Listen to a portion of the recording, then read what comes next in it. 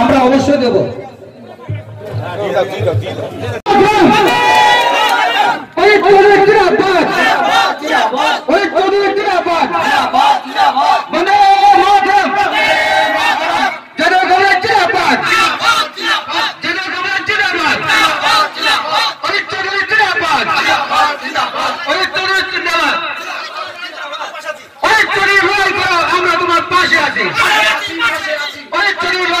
আমরা তোমার পাশে আছি, ধন্যবাদ। আপনারা যারা কংগ্রেস থেকে তৃণমূল থেকে কংগ্রেসে যোগদান করলেন, অঞ্চল কংগ্রেসের পক্ষ থেকে আপনাদেরকে ধন্যবাদ।